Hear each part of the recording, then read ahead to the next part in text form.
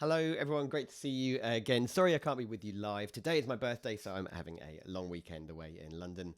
Today, we're going to be talking about three specific things. Firstly, I'm going to give you a few ideas for some simple ways to look back on 2021, give you some actionable changes, then some ideas for your your New Year's resolution, and finally, a bit of insight into what's changing in 2022 in the world of marketing. So, with the review, obviously, you're going to be aware of the data you have unique to your business, and you'll be reviewing that. But here's a few key things that you should be reviewing from a marketing perspective that you haven't maybe thought about.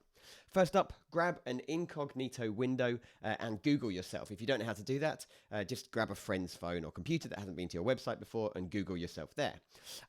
See what other people see. Don't just Google your company name. Try and find maybe some of your key search terms that you'd want to be found for and try those in Google. Are you there at all? If you are, is it the page you expected to see? Do you like the way that you're presented? If you don't like what you see, talk to your web developers or an SEO expert.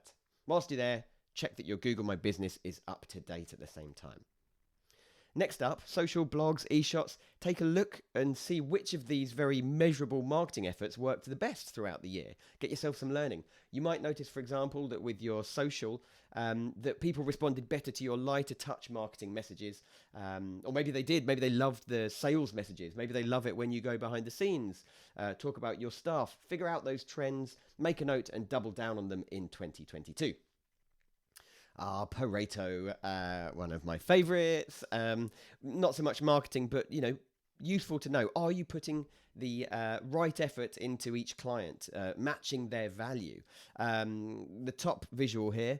80% of your revenue, Pareto tells us, comes from 20% of your customers. Often that's because of repeat business within that 80%.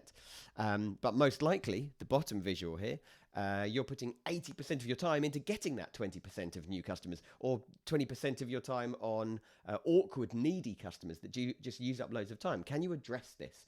Shift your focus to customer retention and loyalty and to maximizing the spend of existing customers. And then can you reduce your time spent on lead generation in your sales funnel by using things like automation or better processes or delegation or outsourcing that sales funnel? And of course, can you spend less time on those awkward, low value customers or get rid of them altogether?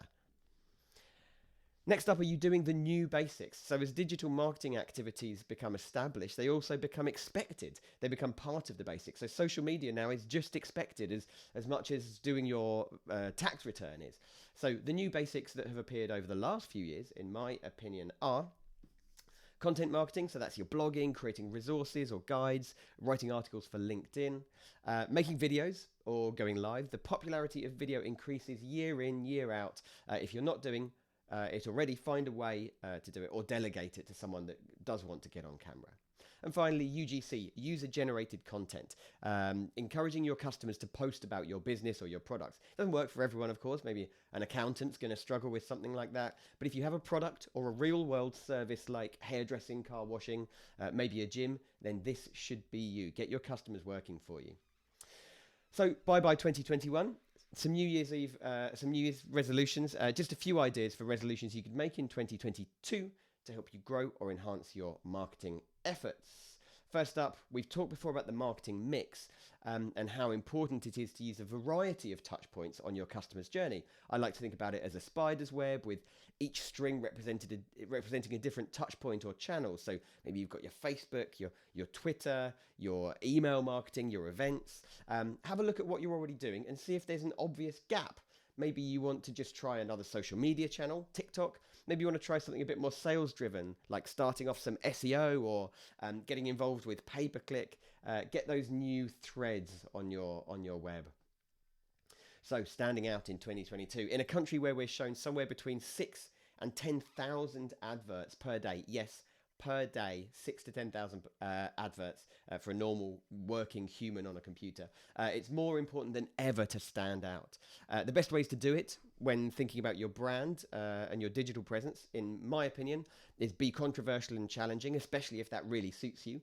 A unique or trendy brand, going behind the scenes or going live. We've mentioned those before. Maybe people love that. Focusing on your brand story and of course your CSR. It's been done before, but it works really, really well. Focus on what you are giving back rather than what you're selling. email mailing list segmentation sounds really dull, but if you can split up the people on your mailing lists and send them more appropriate content, then you are going to win. Even just splitting your recipients into leads, customers, and ex-customers, send them different content. You're going to notice the difference, I promise. And finally, a great New Year's resolution, try something new. Simple, what ideas have you had in the past that you've shied away from? Just go for it in 2022. What's the worst that could happen, especially given the last couple of years? But more importantly, what's the best that could happen? And finally, some quick things you need to know about 2022. Offline marketing is set to make a huge return as people become more and more desperate to get back to normality and hang out in the real world again. Even if you haven't got involved before, think about doing more things like exhibitions and trade shows, conferences, networking. Shop local is huge. So how can you support local businesses? How can you get involved with that shop local vibe? Or can you even become a local business? Shopping centres and high streets have got lots of available space at the moment, going cheap because the huge chains have Debenhams shut down and other businesses as well. So maybe become a local business with a physical store. That being said, of course, online isn't going anywhere in 2022. If you found something that worked online during the pandemic, then double down on it. Don't just return to your old ways. Do both, or even expand your digital offering and digital presence if you can. And finally, a really specific tip. If you haven't heard already, you can now put outbound links on Instagram. This may sound small, but actually it's an absolute game changer. Previously, you could shout about your business and your products, but you couldn't link anyone to them, or you couldn't link to your website. You had to rely on them finding your website or your product themselves. Now, at last, you can put outbound links in story posts. That's up here. Only story posts, but it's a big step. Make use of it and expect to see people changing the way they use stories over the coming months massively. That screenshot was from my blog, by the way, secretsanta.guru. Cheeky plug, great place for gifts, and there's still time. So there you have it. I hope you found that useful when wiping the 2021 slate clean and getting excited about 2022 and all the opportunities it brings. Don't forget to keep your eyes peeled for the recording of this session. If you couldn't take notes, you'll find it and all the historic recordings on alexryanuk.com. And for all the marketing stuff, head to my website here. Thank you very much. Merry Christmas and back to the room.